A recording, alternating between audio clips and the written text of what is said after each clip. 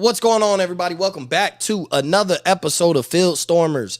As always, I am your host, Mo Murphy, with my co-host, Walker Bailey. Walker, what's going on, bro? Not much, man. Just gonna wrap the season up and kind of get started and get ready for the off season. It was Monday was a dud. Monday was a dud, but we're looking at a dynasty, so that's kind of cool. You have to appreciate those things when they happen. Yeah, 100%. So we'll just jump straight into it. Obviously, the national championship, the season is over. The national championship happened. Wasn't much of a game. You know, the score was, it wasn't a game. For about 5 to 6 minutes, there was a possibility. You thought, when it was 10-7, and like, okay, they started marching. Once they threw that interception, went down 17-7 and didn't respond, I was like, okay, game over. Here we go. But it finished 65-7. Outside of Joe Burrow, probably the best national championship performance by a quarterback in Stetson Bennett, to cap off really a what do you want to say, underappreciated season by Stetson Bennett. An underappreciated career, really, when you think about it. Like, I mean, he won back-to-back national titles, and in his last 30 starts, he went 29-1. Yeah, and here's my thing with that is, you'll point to, did he play great every game in that stretch? No, but like you and me have talked about, in every big game where Stetson Bennett needed the ball for the past 2 years, every big game, point me to one where I'd be lying. He showed up and showed out in literally every big game. He played good against Michigan, but he didn't need to. He wasn't asked to. He was early, made the plays, and then they ran the ball and just dominated Michigan. Played great against Alabama. This year, answered the call against Tennessee. He didn't play the greatest against Ohio State the whole game, but he answered the call in the fourth quarter. When you needed him to show up, LSU, they put up, 50-plus points. He played elite against LSU. Like, every big game that you needed Stetson Bennett for the past 2 years to show up and show out, he did. And so it's underappreciated because, and here's my problem, small rant, Walker, I've told this to you countless times, and when it comes to college sports, and it's no offense to the guys, draft guys and NFL guys ruin the enjoyment of college sports. And the reason why is because you can't just watch a guy and just know that, man, maybe he's just a good college quarterback. Pointing Jordan Travis for Florida State real quick. Maybe he doesn't go to the NFL. Maybe he doesn't do jack thing in the NFL. Maybe he doesn't get drafted. But you can't tell me that wasn't a hell of a quarterback to watch this year at Florida State. So it's when the NFL guys that are like really strictly NFL, or when they're strictly focused on the draft, and they come in and they try and tell you what they think about them at the next level. And then that translates to some of the, I'll say casual, because guys like you and me and Zach McKinnell from the Blue Butts, like, bro, we genuinely enjoy college football. We know what the hell we're watching. And when we watch on Saturdays, we're not thinking about Sunday. Like, you have those conversations, but you're not thinking about it. Like, you don't care if Stetson Bennett does anything in the NFL. You know he's been great at the college level. And so it gets to ruin it, because then this narrative becomes about Stetson Bennett. Well, then you can always, he won't do anything in the NFL. Well, he won't, and that becomes the focus. And that's a problem for me, because now this guy, a 2-time back-to-back national champ, who's answered the call in every game that he needed to, essentially has been underappreciated. The journey that he's had to take, and I know he's an older quarterback, I understand that, but the journey he's had to take, the grind he's had to do, the never give up, like, this is like an example to all kids of, like, never give up on your dreams. You go the way he was a walk-on, went to JUCO, this and that. It ends up a back-to-back national champion who will get drafted. Where? Don't know, don't care, not talking about that right now, but he will get drafted. I really look forward to his 15-year career with the Patriots. Yeah. I mean, with the way the roster is, it seems like that's who they would take right about now. Probably. I don't know. Yeah, I mean, he was a serial winner. I told you that kind of, and during the regular season, it was just like every single time it feels like they're kind of on the ropes and they're kind of at risk, and it just feels like he takes the ball and is like, it's all right, I got you. And then he finds a way to win. You know, Ohio State with, I guess it was like a minute 57 left, and he gets the ball and has to go 96. And like, not only do they march and score, but they march and score in like less than a minute. And like the touchdown, and like he threw the touchdown before the receiver was even out of his break, like, and was even looking for the ball, and put it like right on the back pylon for a touchdown.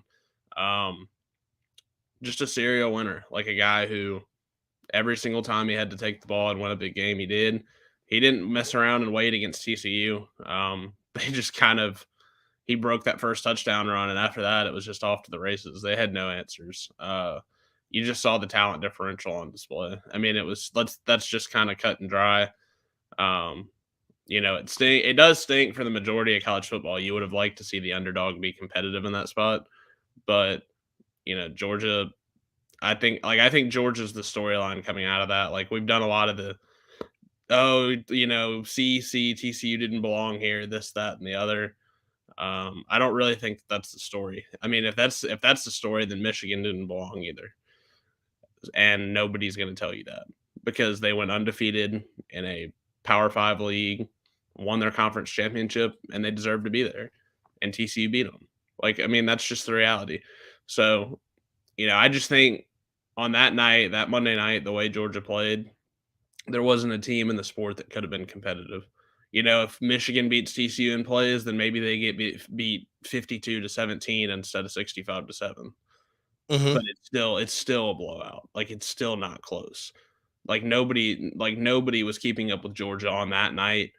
I mean, Kirby said it best. Like, they played with aggression. They played pissed off. Like, they were pissed at the world on Monday night, like almost at themselves, like looking inward. Like, how did we like not even a shot at Ohio State? It's like, how did we get down 2 touchdowns in the fourth quarter last week? Like, that's unacceptable. And so they just they played their A+ game, and TCU played a D- game.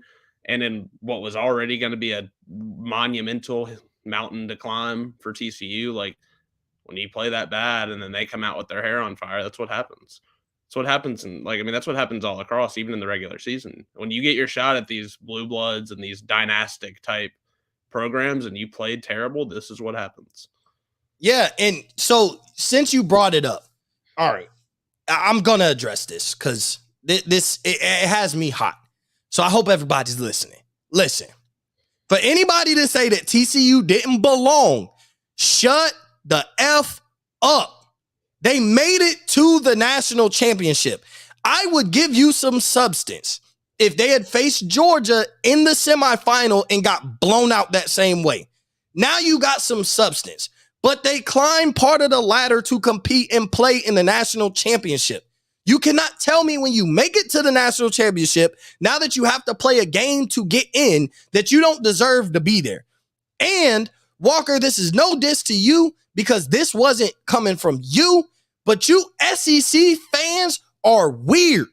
And here's why I say you're weird, because you guys are Gators fans. You guys are Auburn fans. You guys are LSU fans. And y'all are jumping on Bama's nuts, trying to tell me why Bama deserved to be in here. And this is why it's not a shot at you, Walker, because you are on the side. There was no argument for Bama to get in. So, but you're jumping. It's so weird how the SEC is the one conference where they celebrate as if they won the national championship. That shit pisses me off. Georgia won. The only people that should be happy are Georgia fans. They did not win it. This is not hoisting this. We did this for the SEC. They did it for Georgia. They did it for Kirby Smart. And they did it for the players and the fans of the University of Georgia. And I'll tell you like this. If you talk to Big Ten fans, I promise, ACC fans, anybody else, I swear to God, they will not. If Michigan was playing in the national championship against Georgia, Ohio State will want to watch Michigan get pummeled the same way they did against Georgia last year. Like you as an Ohio State fan, yes, we didn't make it. We'll say it in the shadows. We won't go all on Twitter and say, Michigan, because they beat us. But at the same time, there was no world where we'll root for Michigan. There's no world where, especially speaking from Ohio State fan, there's no world where you will get me to say I want Penn State to win the national championship. No, the hell I don't. But it's only in the SEC. And Walker, you know this to be true. Even if it's not you, you know the group. When the SEC wins, they be like, see, look at this. The SEC has won, 13 or 14 of the last 17 national championships. And everybody prides that on SEC. 3 SEC teams have won in that span, though. Alabama. No, it's more than 3. It's more than 3. But yeah. Well, Auburn. Is it 5? Yeah, the last 17, that goes back to 2005, which means Florida. Oh, Florida. Okay. So, but in that span, even since we're taking claim on that, Florida hasn't won since what, 08? Yeah. It was Like, so it was Florida. It was Florida, Auburn, LSU, Georgia, and and Alabama. Bama. Yeah, okay. I was thinking just the past like college football playoff and a couple of years before that. But you're gonna and then SEC fans be like, Ohio State ain't won nothing. But then, like, you're not a fan of Bama. You're not a fan of Georgia. Like, we got a national championship more recent than anybody but Bama, Georgia, and LSU. So I don't understand the whole taking pride as a conference for a team in your conference that you hate the week you play them. And then you're like, oh, yeah, but they won. Look at the high and mighty SEC. And then you tell me that TCU didn't deserve to be there after beating the undefeated Big Ten champs, which year in and year out, even if there's a gap between the SEC and Big Ten, the Big Ten year in and year out is the second best conference in football, period. Point blank. It's not up for discussion. The ACC is never better. Now, you could say this year, down year for the Big Ten, still had 3 teams in the top 10, but in the Big 12 ended up falling off. But year in and year out, the Big Ten is the second best conference. Yes, there's a gap between the Big Ten and the SEC. That's fine. But there's also a gap between the Big Ten and everybody else. The Pac-12, the Big 12, and the ACC, or you can argue with them 3, but it's SEC, big gap, Big 10, big gap, the other 3 Power 5 conferences. So I hate when the SEC acts like they won the national championship. No, Georgia did. And then other teams, and y'all know who I'm talking about, especially y'all folks back home, you little Florida Gators fans, and y'all know who I'm talking about. Oh, Bama should have been in. You're not even a Bama fan. I know you. I know you in real life. You root for the Gators. You won blue and orange. You bled blue and orange since I've known you since we were young. And it pisses me off that you ride the coattails of other SEC when your team hasn't done nothing, but all you do is pitch why your team could be good in another conference when conference is based on location right now, and nobody can help that they're in their conferences based on location. Sorry, Walker, that crap just pisses me off, especially trying to tell me that. The Alabama thing is so weird, too, because, like, the argument from people is like, well, you know, like, Alabama only lost 2 games by 1 possession, like, to top 10 teams. It's like, yeah, well, you know what? So did like 20 other teams. Like, so did a bunch of other people. Like, there were, I think I saw this stat, like, there were like 20, either 20 or 24 teams that won 10 or more games. And Alabama people are like, well, if you just change this one play, like, or change these 2 plays. And I was like, I can do that for 15 other teams. Does that mean that they deserve to go to the playoffs? Like, do they deserve to go to the playoffs because they can change one play and they're 11-1? The thing with Alabama that I can't do for these other 10-win teams, I can change 1 or 2 plays and I can make you 8-4. Yeah, I can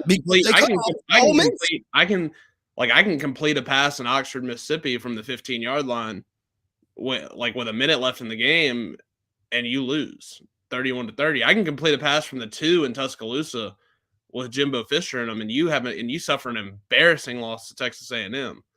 So, like, I don't want to hear, like, the whole I can do that, like, oh, you know, just these close 1-possession losses. Well, you know what? You also had narrow 1-possession wins. That's just the sport. That's how it goes.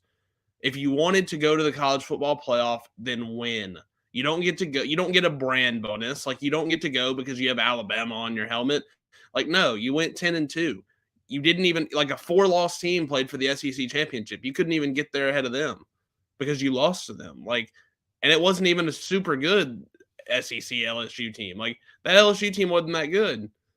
Like, if you wanted to go, you should have gone to Baton Rouge, beat LSU as a 14-point favorite, and then won the SEC championship and gone and played in the playoff. But you didn't. You didn't win the games.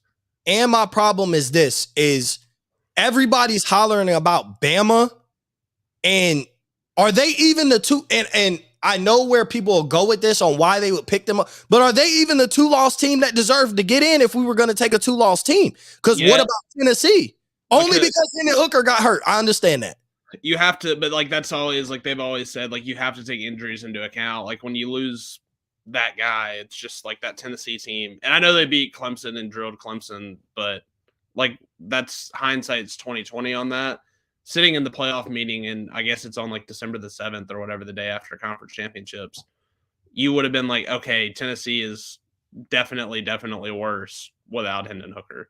Right. So, but what I'm saying is, what I'm saying is, like, that's the only reason you could even beat your chest is because Hendon Hooker got hurt. Like, Don't make it like you were the best don't make it like you were the best 2-loss team. Yes, you were because he got hurt, but that's the only reason you can even try and beat your chest as a 2-loss team. Hendon Hooker don't go down. Yes, they lose to South Carolina regardless. He got hurt late. When I told you, I messaged you and said, why is Hendon Hooker playing? Only thing that can happen is he gets hurt. And then what happened? Walker on the drive where he comes back in.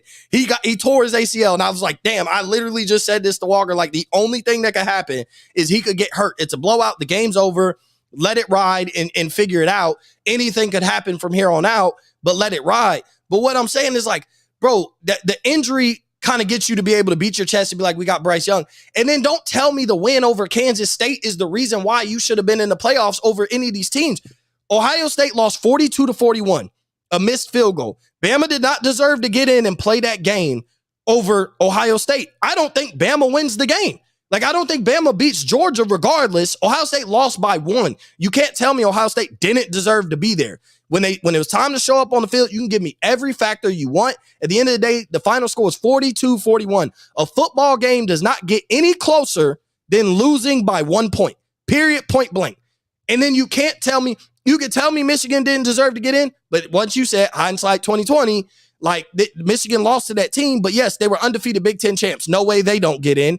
TCU lost in the Big 12 championship. Understandable. Still finished the regular season undefeated. Still was one of the 4 best teams. Like, this is the one of the very few times where I feel like the committee got it right. They put the 4 best teams in there. TCU had to win to get to the national championship. They did that. They beat a team while they were the underdogs. You can't tell me just because you got smacked by Georgia that you didn't deserve to get in because you got smacked in the national championship. You had to win a semifinal game to get there. Had Georgia beat TCU like that in the semifinal, maybe there's substance for conversation. I still would have said, if they would have put Ohio State 3 and TCU 4, I still would have felt like they got the 4 best teams in there. Now, if you think the 1 through 4 wasn't right, I'm cool with that. But I still would have said, as long as Georgia, Ohio State, Michigan, and TCU got in, the 4 best teams are in there based on resume and everything like that. And maybe TCU would have got a fair shake and the noise would have been louder. But don't tell me that TCU didn't deserve to be there when they got to the national championship. This isn't the BCS era where they picked TCU to go in and then all the other bowl games happen and then that happened. You had to win a game to get to that point, and they did that. And people act like blowouts never happened in the BCS. Like, that's why, like, the 4-team playoff people, like, they're like, well, it's just like, there's so many blowouts. It's like, do you not remember when Alabama and Notre Dame lined up less than a decade ago and that final was like 42-14? Like, wasn't competitive at all in the BCS? Or like when we lined up, like, I think Oklahoma beat someone 55-19 or something like that back in the early 2000s. Like, shit happens all the time, no matter what. Like, there's going to be blowouts. It's because it's 18 to 22-year-old young men, and it's impossible to handicap how they're going to, like, emotionally fair in environments on a week-to-week basis. I mean, there's just no way to know. Like, you can try to rid yourself of the blowouts, but, like, the 4-team playoff, like, for the first time, you got 2 really, really great semifinal games, and yeah, like, the national championship was a blowout. Not the first time it's happened, and not the last time it's going to happen. Like, that's just how it goes. That doesn't mean that we shouldn't move to 12 teams just because there was a blowout. There were blowouts in the BCS. There have been blowouts in the 4-team. There will be blowouts in the 12-team. Like, that doesn't change the fact that the 12-team playoff is the best direction for the sport.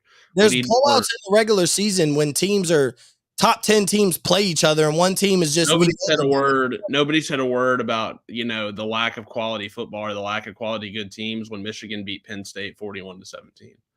Nobody cared. It was just what happened. And like, that's, I don't know why the postseason gets the most eyes. And so that's why people act different about it. But the reality is there weren't teams that could beat Georgia. Like, I mean, just Georgia was what they were. Like, Ohio State probably played their best game of the season. They did. And they missed a kick. Like it happened. But I mean, Georgia won the game, and then they turned around and played their A+ game against TCU and blew them out. Like, that's just how it goes. Like, that's just how this sport is. Like, there's always going to be blowouts. These aren't professionals. They're human beings. They're kids. There's going to be blowouts. Always. It goes back to me with it's the NFL guys. Like, when you're so far gone NFL in the playoffs, typically, like, we don't in the NFL playoffs, there aren't just a bunch of blowouts, right? Like you see them. Somebody might get blown out this weekend for the NFL playoffs, but when it comes to NFL, like when the best teams are playing against each other, it's typically not, you don't expect a ton of blowouts for the most part. So they take one blowout and make it add substance, but then it's like, you don't even really like college football for real. Like, you ain't sitting there watching college football all day on Saturday. You're focused on the NFL. It's the people who live in the big cities and they don't like actually, and I'm not even saying you have to go to games, but it's just like the people who don't really live in a college football world, like where you live and kind of appreciate those things and you care about that more than you care about the NFL. Like, you know, if you're in a big city and you watch a lot of NFL and your city's an NFL town and all that stuff, and that's just what you're accustomed to, there's nothing wrong with that. But so many people want college football to become like NFL light, where it's basically just the same quality of competition and the same quality of product at the college level, like just, you know, at a younger level. And that's just never going to happen. Like that's never going to, there's not enough talent across the country to build enough good teams like that. There's just not. Like you can't have, there's never going to be like 30, 85 man rosters that are just stacked with talent top to bottom. That's just not going to happen. There's not going to be 35 teams or 30 teams with 1 through 40 stacked with talent. Like that's just, it's always been an 8 to 12 team sport where you have 8 to 12 really, really good teams year in and year out. And even still, team 1 is capable of blowing out team 8 or team 4 or team 12 any day of the week. Like that is always something that can happen. You play the games on the field so that team 12 has a shot to beat team 1 or team 6 or whoever else. And a lot of times they do. I mean, it's just that's how the sport goes. And so there's a lot of people that'll do the Alabama thing. There's a lot of people that say this is why the playoff doesn't need to expand. I would argue that this is why the playoff does need to expand. Like the Alabama people, if we had an expanded playoff, they wouldn't have anything to complain about. Because like then we would have played the games. Like Alabama would have gotten their shot. They would have gotten to play their way through that thing and would have gotten to see where they ended up. Like that's something that they would have had the opportunity to do. Like Tennessee would have gotten a shot to play their way through the thing with Joe Milton and see like, okay, like maybe we'll find out if how big the step down is. Like, can they compete at a high level without Hendon Hooker? Like those are the types of things we would have gotten answers to with the 12 team that with the 4 team, we just didn't. Like we didn't. And that's why and I know that like, oh, well then it'll become, you know, team 13 didn't get in and team 12 did. Well, the realistic thing is team 12 is not often going to win the national title. Like team 5 and a 4 team could have won the national title. Like Alabama could have won a national title or at least been competitive for one. Like, and I'm not going to hear arguments otherwise. Like they had arguably the best offensive player in college football and arguably the best defensive player in college football. Like they had arguably the best player on the ball or on both sides of the ball in the sport. And so, no, they shouldn't have gotten in. But if you think in a 12 team, they wouldn't have been competitive. Like that's crazy. Like that, like for sure, they would have been competitive with anybody. They easily would have been competitive, 100%. Yeah, like and so that's why. I mean, that's the prime example of why the 12 team needs to happen because we can't continue to punish teams for 2 1 possession losses, especially not when it's like, okay, you went on the road and lost to what ended up being a top 5 to 10 Tennessee team in front of 105,000 people in raucous Neyland, and you lost because you missed a kick and they made a kick. Like that's the reality of what happened.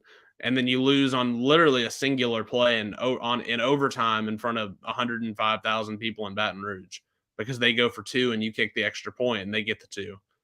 Like those are that's why we need the 12 team because those are the types of those small plays that determine seasons now. And so we need more teams.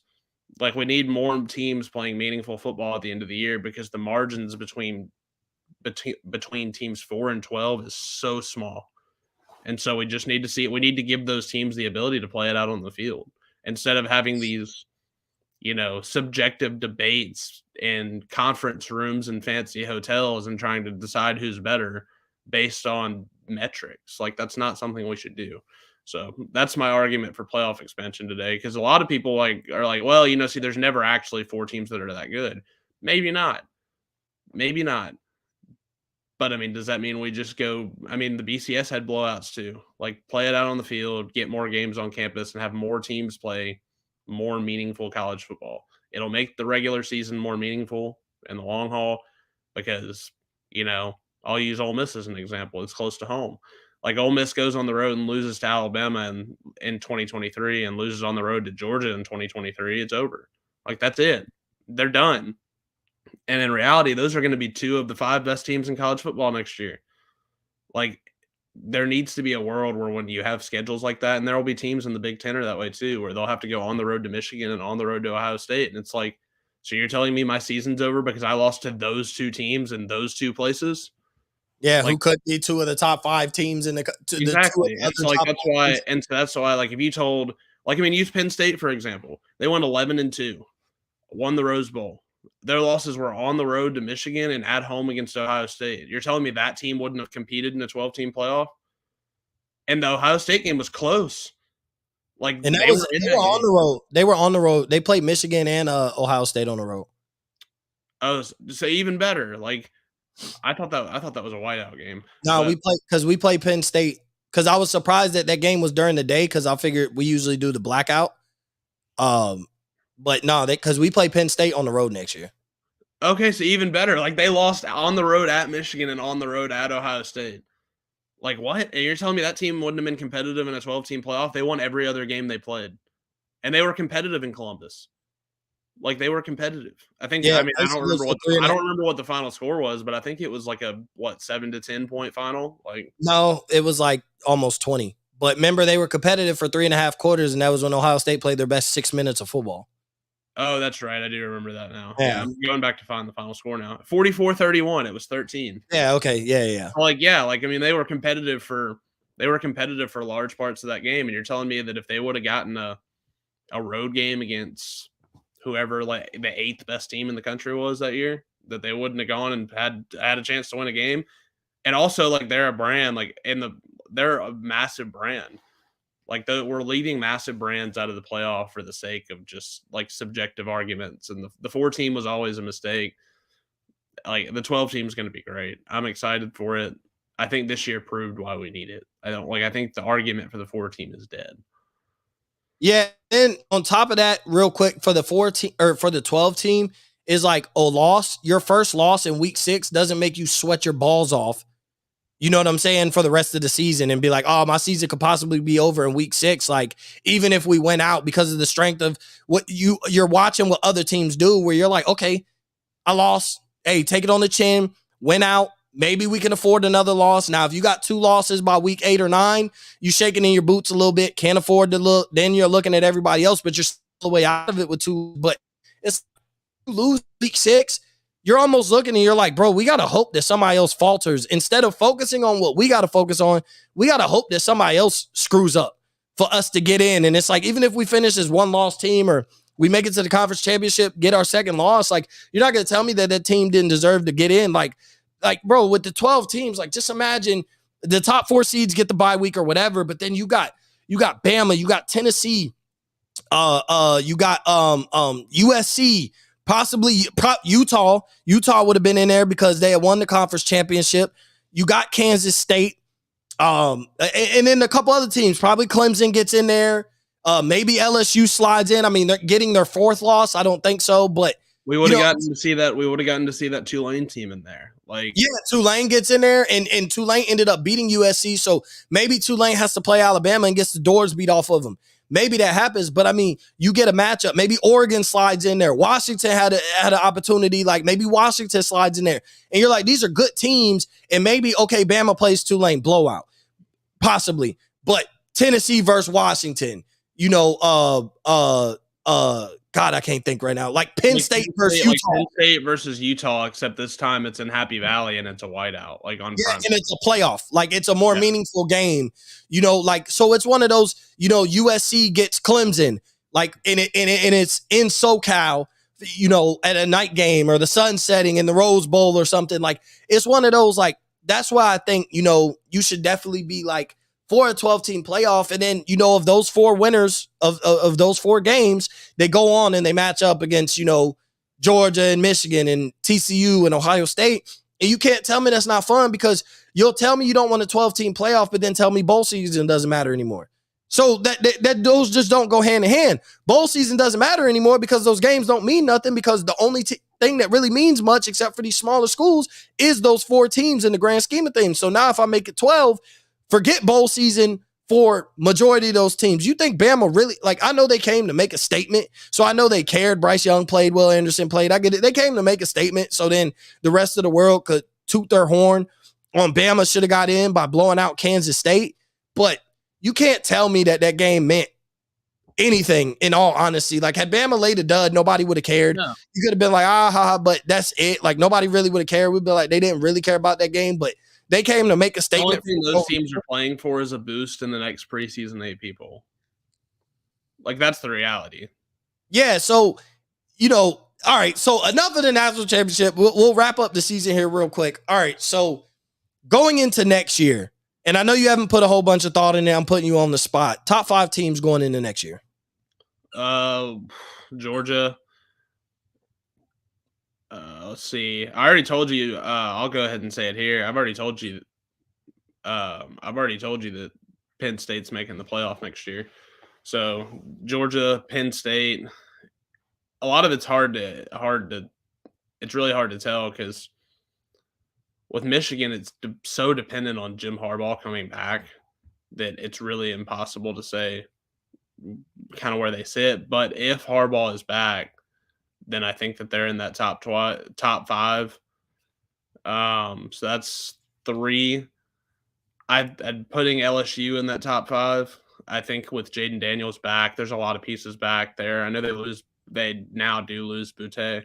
But I think they're in that top 5. That's 4. And then I think Ohio State's in there. Like, there's not really, like, I think next year, like, I know a lot of people will do the Florida State thing just because they left a last impression that was so, like, loud. And I think USC is kind of right outside there around 6 or whatever. But as long as Alex Grinch is there and as long as they don't play defense, I'm going to have doubts. And, Cam Rising's back at Utah. And, like, I don't know how USC beats Utah next year. Just because. So run me your 1 through 3. I had technical difficulties. Run me your 1 through 3. Yeah, so I didn't list them like in any particular order, okay. But I said so. I went Georgia, Michigan, Ohio State, and then I already told you Penn State's making the playoff next year, so I had them in the top 5, and then I had LSU in there. So I had 3, no. Bama's not. I've got to know who's playing quarterback. Like, that's the biggest question there. Is like, and I know Ohio State. Yeah, but like with Ohio State, I know that I'm getting all-world skill talent. Like with Alabama, like I know that they'll have good skill talent, but like it really hasn't been like that out there at wide receiver and at running back. Like Jahmyr Gibbs had a great year, but like Jahmyr Gibbs wasn't like so good. Like he wasn't that groundbreaking Alabama running back where they could ride until the wheel fell off. Like, like a Derrick Henry or even Eddie Lacy in college. Like, I've got to know more about that roster before I can put them in a top 5. I think they're going to be really motivated. And so it probably looks like a fool's errand kind of leaving them out. They won't be bad. It's just, I think that there's other teams right now before I know anything else about the rosters that I think are probably set to have a little bit better roster than them. And like on Michigan, I said, like, it's easy to drop Michigan out and put Alabama in if Harbaugh goes to the NFL, which is definitely a 50-50, like definitely could happen type of thing. There's going to be changes to that kind of as we go. I think Clemson now with Garrett Riley, like that's one, like with Klubnik and Garrett Riley paired at Clemson, like that, like they may be back, like maybe back next year. But they're going into the season, they're gonna have to prove it. Like they're gonna get a ranking like 7 or 8. Like you got to prove to us. Oh yeah, no, they will. They'll have to win. They'll definitely have to win. And the problem for Clemson, I think, is that they will have an opportunity because Florida State's going to be so high in preseason rankings. And I get it, but I don't. Like, I get that Jordan Travis had a great year. Yeah, they've killed the transfer portal too, though. Yeah, they have. I think I tweeted this today. They were like the 4th best team in the ACC this year. And going from 4th best team in arguably the worst Power 5 conference to ready to compete for a national title, I have a hard time believing. I have a hard time believing that program is doing that. And this isn't a knock on Mike Norvell. If it was like Brian Kelly, Nick Saban, Ryan Day, Jim Harbaugh, then I might be able to be like, okay, like I can see it. he's going to have to show it to me. Like Norvell's going to have to show it to me. But, Clemson gets Notre Dame week 3, and you get a massive bonus for beating Notre Dame. So, That and then, sucks for Notre Dame. well, and then and they're going to be good next year. Like, I mean, Sam Hartman's at Notre Dame now. So, yeah, but that sucks for Notre Dame, bro. That's back to back. You got Clemson and Ohio State back to back. Oh, year. Yeah, but I mean, it's not great for Clemson either, because they have to play Notre Dame, and then they have to turn around and go.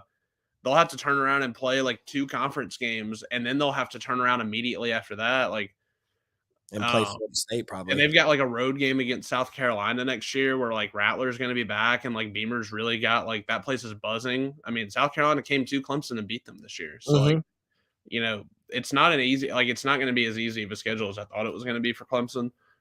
They haven't officially announced their ACC schedule yet. I think probably just with expansion stuff, like they're kind of just waiting as long as they can. But I mean, you've got road trips to NC State, knock on wood, but they also have to go to Miami. Not like stumping for Miami here, but like you can only have so much talent and be 5-7 for so long. Like at some point, they're going to at least be so talented that they give some of those teams a problem. Yeah. So it's like those types of games where they're tricky, and like that road trip to South Carolina on Thanksgiving, and then you have an ACC title game potentially. So I mean, it's not an easy schedule. They'll get that early opportunity to prove it, and well, again, Notre Dame's the same way. I mean, if you somehow come out of that Ohio State Clemson stretch at 1-1, you're kind of playoff hunting at that point, because then it's like just beat the rest of the teams on your schedule. And Ellen, Notre Dame will play USC next year too. I'm just telling you, like, this whole thing about Notre Dame doesn't play anybody. I don't want to hear that shit anymore. I don't want to hear that. You can't say that next year, though. You definitely can't say that next year when you got Clemson and Ohio State back to back, and you got USC. They don't got Michigan next year, do they? I'm about to tell you. Nah, because that rivalry's kind of been out the window now. They have Navy, Tennessee State, Central Michigan. Then they play. They don't play Clemson, Ohio State back to back. I had that date wrong.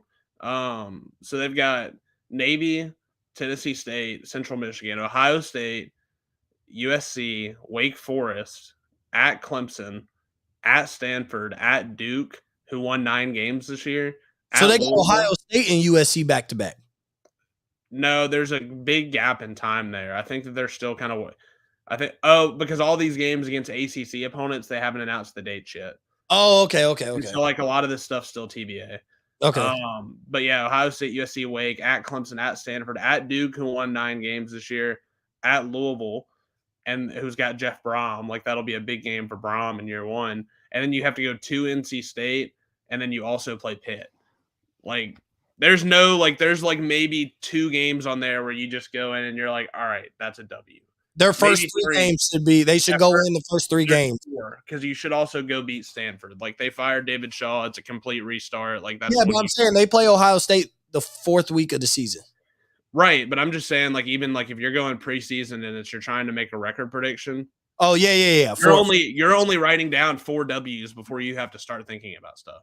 Mm-hmm. Like before you're like, yeah, like at Pitt at home, they definitely should beat Pitt. But it's not one where you're just automatically like, okay, that's a W. Like, and so as an independent, like that's a brutal schedule, because usually for Notre Dame, there's about 7 of those games, and then about 3 other ones you're like, okay, they should win. It's not automatic, but they should win. And then you've got 2 just massive games, whether they win or lose. Like this year's different, like because even Wake Forest, like I mean, they're not going to be bad. They're never bad. Like Wake Forest is never bad. Like they had, it was Jamie Newman, and then it was Sam Hartman, and I'm sure it'll be someone else after this. Like they're never bad. They're going to be challenged. And you think they're not going to be fired up knowing Notre Dame tampered with their roster and pulled their quarterback off the roster? You think they're not going to want to prove a point when Notre Dame comes to town? Yeah. Like, no, that place is going to be rocking. Like, I mean, I'm just telling you, I think Notre Dame is going to be really good next year, but Notre Dame could be the really, really good team that goes 8-4. Yeah, and I could see that happening second year. So my top 5, I'm gonna go my top 5, no order, except Georgia 1. That's Georgia goes in as the number 1 team in the country. They kind of have to. I'm going Bama, Ohio State, Michigan, LSU. I think Penn State sits at around 6. Like I think Penn State, USC, and Florida State are at that 6, 7, and 8. Dude, I'm just telling you, like the Penn State wagon, like that's one I'm hitching myself to early. Like I still think they come in at that 6, 7, or 8. And something to think about. First game. Now, here's where the rankings. Here's where I think the top 5 is going to be. I could see Florida State. I think it'll be like Georgia, Michigan, Ohio State. They played Ohio State and I knew they played them in Happy Valley. They have to go to Columbus next year. Oh, okay. I thought it was. That's weird. I thought it was at Ohio State. No, they get Michigan. Yeah, I knew they did. I knew it was like this. They get Michigan at home one year and Ohio State the next year. Okay, so I don't know why, because I was like, why isn't it at night? But night with the whiteout, not night with the blackout. That's right. Okay, so I think Georgia, Michigan, Ohio State are probably top 3. Here's maybe Bama and Ohio State's ahead of Michigan or whatever, or Michigan maybe. Here's where I think 4 or 5 could play a factor. I think a lot of people will sip the Florida State Kool-Aid. And I think LSU is the top 5 team going into the season. I can see them being 4 and 5. They play week 1. Yeah, that's going to be them out of there right away. Yeah, and I really think too, after how last year ended, I think that has the potential to be like. Yeah, and if you're sipping, that has the potential to be LSU statement game. We're going to let you know that last year was a fluke and just absolutely drill your ass in week 1. Yeah, and if you sip the Florida State Kool-Aid, I could see a reason why. Because they also like to build up matchups, especially going into the preseason where they're going to play week 1. I could put Florida State 4, LSU 5. I could put Florida State 4 or LSU 4, Florida State 5, Ohio State 6. And yes, the Ohio State fans are going to go crazy, but I think once we know who our quarterback is, that'll determine a lot. I know we got a lot of talent. I know we got a solid recruiting class, but at the same time, you could put Ohio State 6, knowing in week 2, as long as they go to Indiana and win, knowing week 2 they're going to be in the top 5 for the simple fact we're selling this top 5 matchup week 1. I'm going to give you Penn State's schedule real quick, and this is a lot of the reason I'm high on them.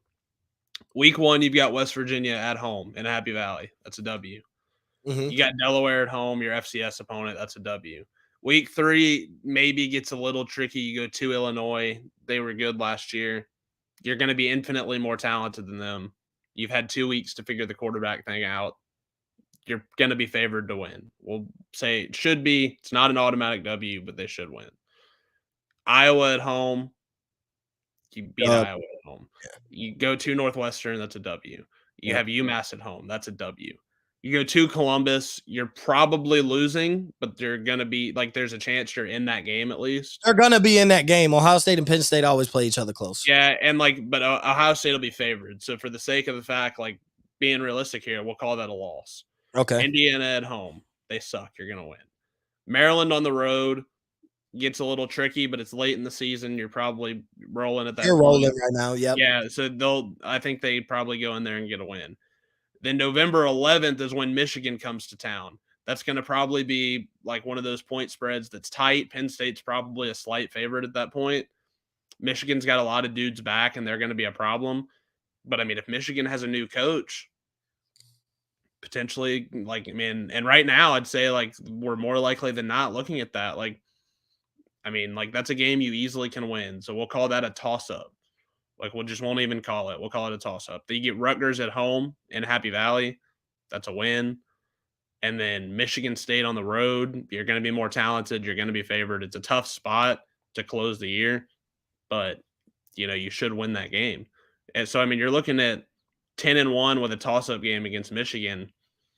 And then, I would pick them today to beat Michigan. And, that's 11-1. And I don't know if that puts them in, I guess, it would depend on what Ohio State did. Ohio State would have to go 10-2, but that's one of those almost Ohio State of this year situations. They go 11-1, don't make their conference title game, and they get in the playoff. Mm-hmm. And that could be the way they sneak in. You could, that easily could be you in, in that same way. And I know people don't love him, but he's a really good coach. He's a good coach. He's a really high quality coach. James Franklin? Yeah. I know people don't love him and they think he's capped out and he's kind of the same old dude every year. But they're not, that team really hasn't been highly susceptible to upsets. And they got to do that quarterback. Yeah, Don't they have this year? Drew Aller is supposed to play quarterback there next year, I think. Yeah, he was a freshman this year, and obviously you didn't want him. He was a freshman this year, right? Yeah, he was, and Yeah, super highly touted freshman. yeah. Wasn't he a 5-star, borderline 5-star? He was one of those like that kind of sat in that 4 or 5 range, Yeah, depending he on was the how highest you. quarterback recruit they ever got. Yeah, and so you're sitting there with a highly talented, like I mean, it's just one of those things I think where they're not super susceptible to upsets because they are physical and they typically have a really good defense, and that's the type of stuff that travels. And so I'm telling you, like I'm on the Penn State wagon. I'm hitched to the Penn State wagon for next year. We won't have odds until like August, but like I'd imagine I'm going to be able to get them north of 10-1 to win the Big Ten because Michigan and Ohio State will be favored over them. So like I'll probably like I'm telling people now, like you can get Penn State 25-1 right now to win the national title. Don't hate it. I don't hate it. I don't think that they're going to win the national title per se, but I think that they're good enough to get in the playoff and win a game for sure. Like definitely. Yeah, so I know it's about that time to wrap it up, bro. So obviously, as always, I love doing Phil Stormers with you. I appreciate everybody for tuning in. Well, we appreciate everybody for tuning in, listening, went on our little rants, was able to sneak preview who we think our top 5 teams are. It's the off season, so me and Walker are gonna start cooking some things up. Possibly could go next week. I don't want to guarantee it, only because we're about to start cooking some plans up. We've already been kind of in the works of how we're gonna handle talking college football in the off season. Gonna get some players lined up to be able to talk to them, and stuff like that. Cook some things up with the Blue Bloods as well over in this off season. But we got a long 8 months to give you a lot of content, and we're trying to give you enjoyable content. So may sit out next week. Can't guarantee it. Maybe some news happens that we just have to cover and talk about it. I feel like we're just sitting and waiting on the Harbaugh news at this point, like one way or the other. Yeah. So I appreciate everybody. We appreciate everybody for tuning in, listening, and we will catch you within the next 2 weeks. So be sure to be tuned in for that announcement of when we will be going again. And on that note, Phil Stormers, we are out.